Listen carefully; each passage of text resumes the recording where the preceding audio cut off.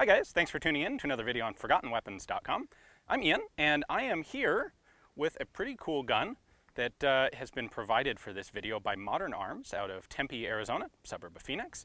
This is a GE M134 minigun, and I'm sure everyone's familiar with having seen these, but I bet a lot of people don't really know how they work or where they came from. So a little bit of background on this thing.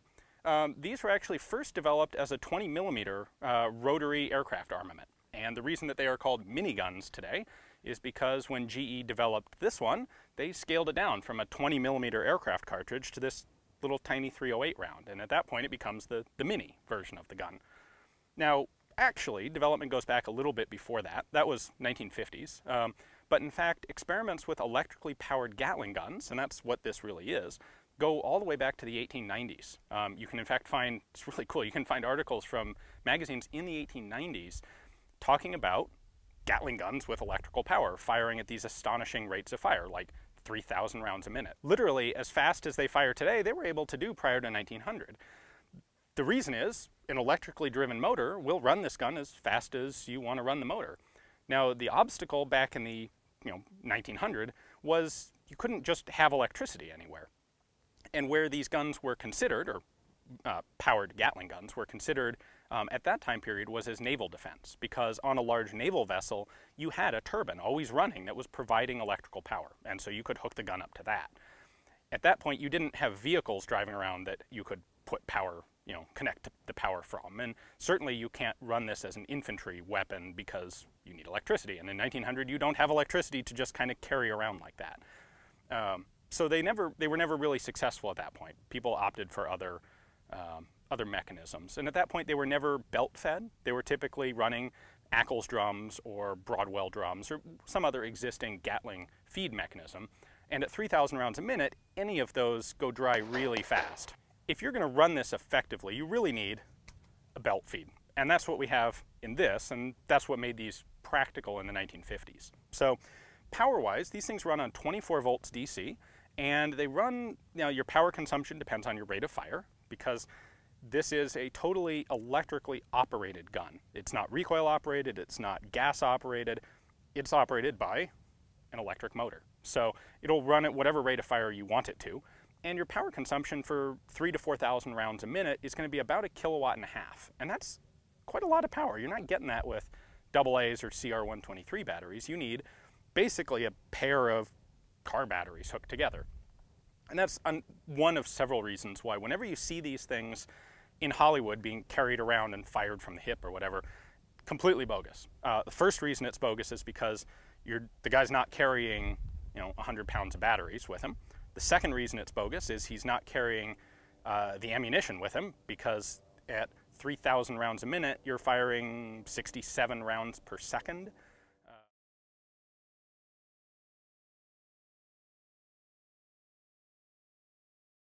You're going to go through a lot of ammo, and that you need somewhere to store it, and it weighs a lot. And of course, the recoil force, you're talking literally hundreds of pound-feet of recoil impulse from this thing. This is equivalent to firing your .308 rifle 3,000 times in a minute, or 67 times in a second, adding all that recoil up and delivering it to the shooter. So that's why they're always on fixed mounts. Now, originally these were aircraft armaments, specifically helicopter armaments in Vietnam, and they were fantastic in that role. That's where they really shine, because in, say, an attack Huey, you can stick this thing on a nice fixed mount. Guy's got a nice open field of fire out the door. Ammo just goes in a couple of crates inside the helicopter. You can plug into the helicopter's turbine engine, get all the power you need. And the real advantage of this, the reason that you want 3,000 rounds a minute, is because when you're flying past someone, you have a very limited window in order to engage a target. And so what you had to do, the better the gun was, the more lead it could deliver to the target in that 1 second or 2 seconds that were available. This is something that you'll also see in standard aircraft machine guns. For example, a ground mount Browning 1919 runs at 500 or 600 rounds a minute. The aircraft version, they make a bunch of changes and crank that up to like 1,200 rounds a minute, because again, you have these very short engagement windows, and when you are on target, you need to put as much lead downrange during that brief moment as you can. That's where this shines. All right, so the way that these actually work is we have a couple main components here. We have a barrel cluster, we have the actual power source, the motor that runs the gun, and then the most complex and really in some ways the most important element of the gun is this structure here, which is the delinker. So this gun is fed via a standard belt of 308 ammunition, normal links, M60 links. And what you have to do is have a way to take the rounds off the belt and then feed them into the rotary system of the Gatling gun. So I've taken a cover plate off here so we can see the actual workings of the gun. And what we have are 6 barrels and 6 bolts. And you can see, let's see, I need to depress this. You can see that the barrels rotate through, and we're kind of getting the boring section here. But right here is where they're closing with a new cartridge. They're firing right about here, and then the bolt gets cammed backwards by this track to extract the cartridge. So we're getting a feed down in this area, comes up, chambers, locks, fires at 10 or 11 o'clock on the clock face, and then extracts and ejects. And you can actually hear the firing pin.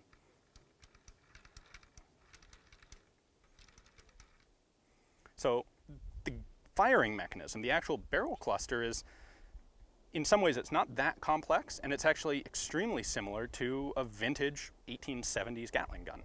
What makes it different is the delinker.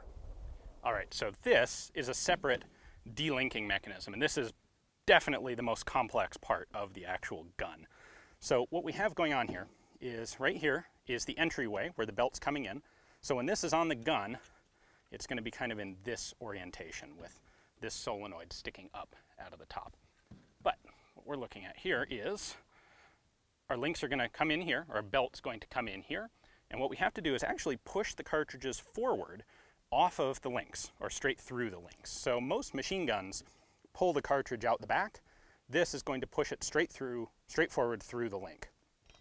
And it's going to be hooked up to the motor by this gear. And let's see where we can see it best.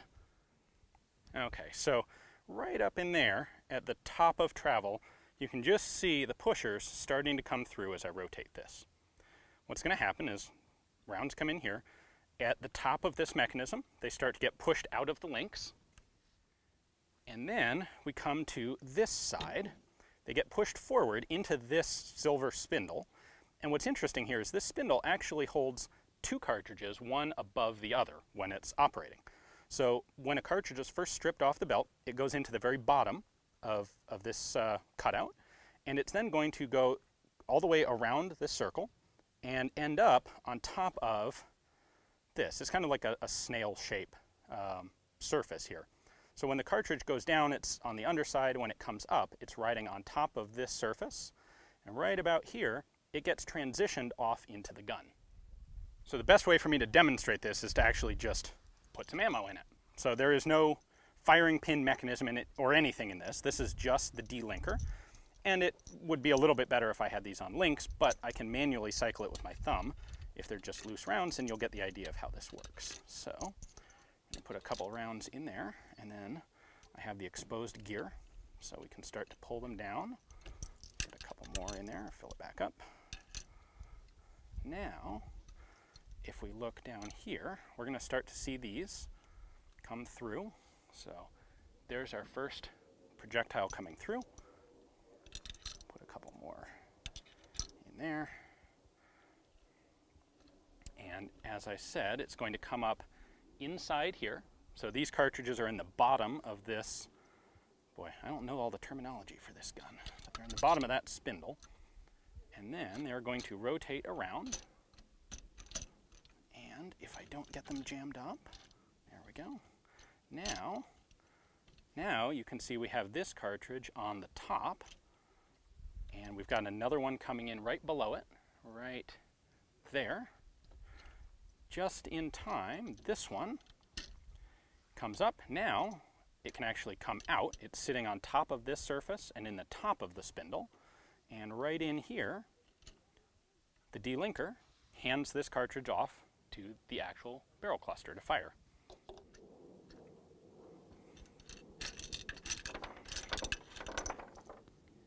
And that is how your minigun feeder, or delinker, works. when the rounds are pushed out of the links are going to come out this little feed chute, kind of directed away from the rest of the works of the gun to keep it clean. But that's where the links will come out, and we'll see that in just a moment in some firing footage. So the trigger mechanism here, being that this is an electrically fired gun, it's got an electric trigger mechanism. Makes sense, right? Bunch of different stuff going on. We have this plug, which connects to our master power, and then a safety switch that turns power on or off to the gun. And of course, when you knock this down, you're going to turn the gun off. Light just confirms that you have power running to the gun. These are your triggers. You can fire the gun with either one of them. You don't have to have both depressed. And then, interestingly, you have another one here. This button is actually set up to connect to your communications. So if you're the door gunner in a helicopter, or if you're in a Humvee or something that has this mounted on it, pushing this activates your radio. It's the equivalent of reaching to your microphone. And what this allows you to do is keep both hands on the gun and still be able to communicate, which is important when you're the one directing this kind of firepower. All right, so firing procedure, lift up the safety, engage master power, lights on, although you can't see it in the sunlight, and now we're ready to go. One of the interesting side effects of an electrically powered gun like this is the barrels don't just stop the moment you release the trigger. They're going to, the motor stops and then the barrels spin down until they stop from friction. You do want to make sure that you don't have, say, all of your ammo continue to feed through the gun while the barrel's spinning, right? So you don't have, 50 or 100 rounds dump out the side of the gun while the barrels are slowing down. And that is done in one of two ways. The original mechanism was actually a mechanical, a solenoid on the feeder. And with those, you would actually lose about 5 loaded rounds when you stopped firing. They would spit out the ejection port. And the reason for that was that they were in the gun cluster at the time. The more modern way, which companies like Dillon have developed, is to actually put a clutch on the thing that disconnects the feeder earlier. And with a Dillon clutch on it, you don't lose any live ammo. That was one of their selling points. So, I can fire like a 1-second burst, and then I'm going to get about a 1-second spin down. Actually, a little more than a 1-second spin down. When you're actually shooting these, something to keep in mind is that they don't really like quick repeat taps of the trigger. So give it a moment to spin down before you fire it again. Otherwise, you're kind of inviting feed jams. When these guns do jam, it's primarily this guy. It's the delinker that's going to give you problems. And you don't want to have to pull this thing apart to clear a malfunction. You just want to keep shooting it. So in general, firing these, give it a burst. It doesn't have to be a long burst, but don't try and fire, stop, and then immediately fire again. All right, before we can shoot it, we have to load it up. Now, of course, we have this feed chute. What this does is simply guide the belt and prevent, where there's a cloth cover on here to prevent links from getting stuck in the belt. This just keeps everything nice and clean. So I'm gonna go ahead and disconnect that. Then, this is our ammo can, and this is, I believe, a 1,000-round ammo can. Got some half-turn locks, and we can take the lid off, and you've got it divided into 2 segments here. And there's a trick to getting a 1,000-round continuous belt all loaded in here just perfectly, so it'll feed without any snags. Now, we're going to load, I think we're going to do a 200-round belt this time, so we're not really going to need to mess with this. We can use just the cover, so let me put this back on. What I'm going to do here is pop the top of this, and what this funnel is here so that you can feed from either this side or this side, and the belt will slide into the center position where it goes up into the feed chute. We've got a plastic, nice low friction roller there. So, put our feed chute on, there we go. Lift up the top cover. As with US military machine guns, we want the brass facing down, or as they say, brass to the grass. Put that in there.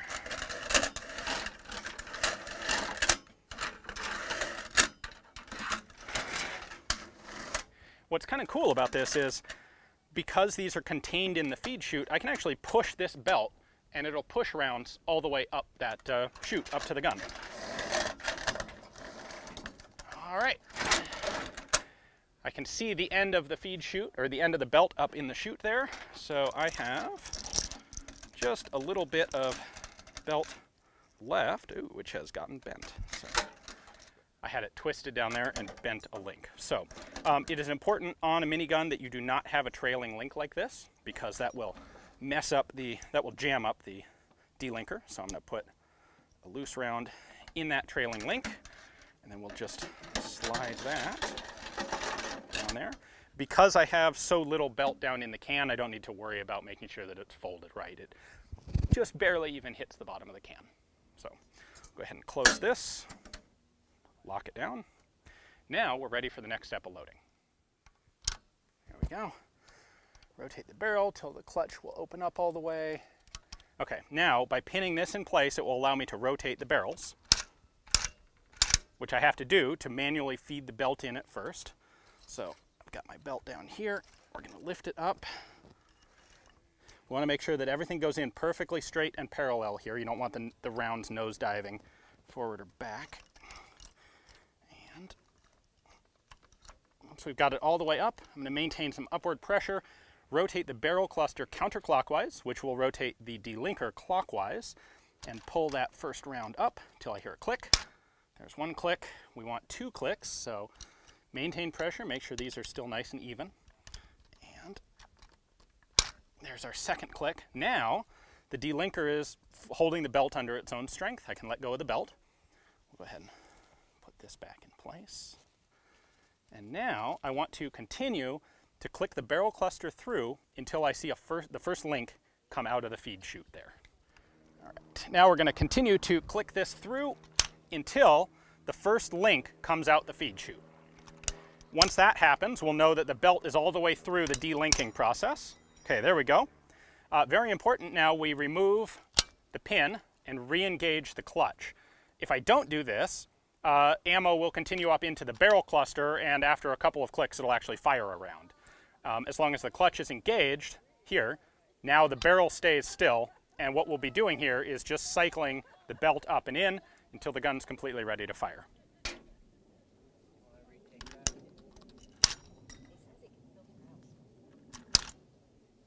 And now, you saw the second link came out. Now we're all the way through the delinking cycle, and I can click the barrel around as much as I want because the clutch is engaged, ammo is not feeding into the gun. At this point, however, the gun is hot, and as soon as you turn on power and press the triggers, the clutch, when you press the trigger, the clutch disengages and allows the gun to actually fire. All right, here we go. Master power on.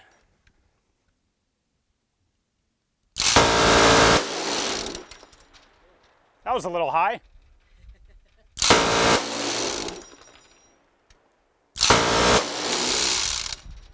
And that's 100 rounds. So there isn't an optic on this gun. And you aim it by watching impact.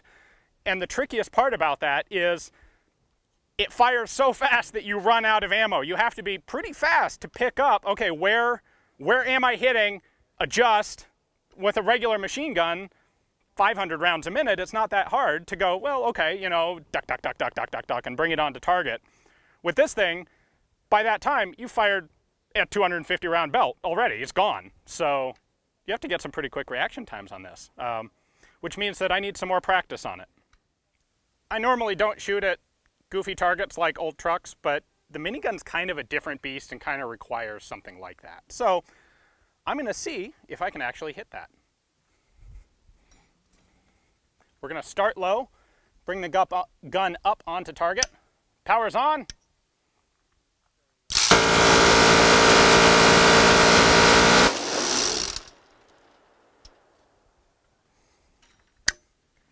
Well, I was hitting it there. Shall we go take a look and see what happened?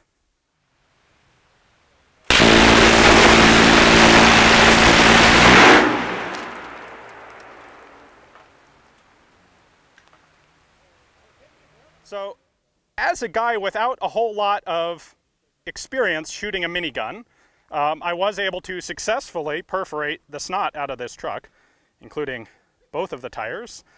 And I think there's going to be an attempt to set this thing on fire, which will be made very easy by the fact that the gas tank is now also thoroughly perforated and drizzling out on the ground. So I'm going to stay a little farther back from it than this. It is interesting to note that that rate of fire actually makes it kind of hard to shoot because you have so little time to track your target and engage before you're just out of ammo. So we can take a little bit of real-world lesson from a goofy exercise like this. Namely, you'll notice that I have bullet holes pretty well distributed across the front of the truck, including a bunch here on the front, blew out that tire. However, if we look at the back side of the truck, we've got a lot of bullet holes coming out the back, but we don't really have any coming out the front here. Got two there in front of the tire, and one clearly went low enough to actually puncture the tire. But while I wouldn't say there is any safe way to hide behind this from a minigun, you'll die a little bit later if you hide behind the engine block.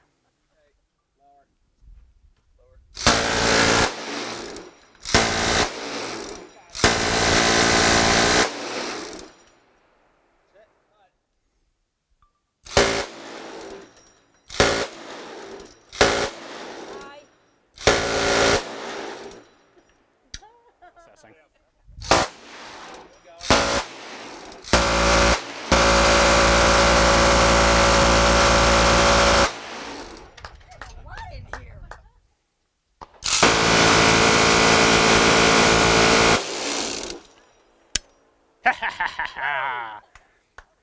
Thanks for watching, guys. I hope you enjoyed the video. I'd like to really thank Modern Arms out of Tempe, Arizona for letting me get my grubby hands on this thing, show you guys how it works, and show you guys what it looks like actually shooting. Tune in again to ForgottenWeapons.com and have some fun.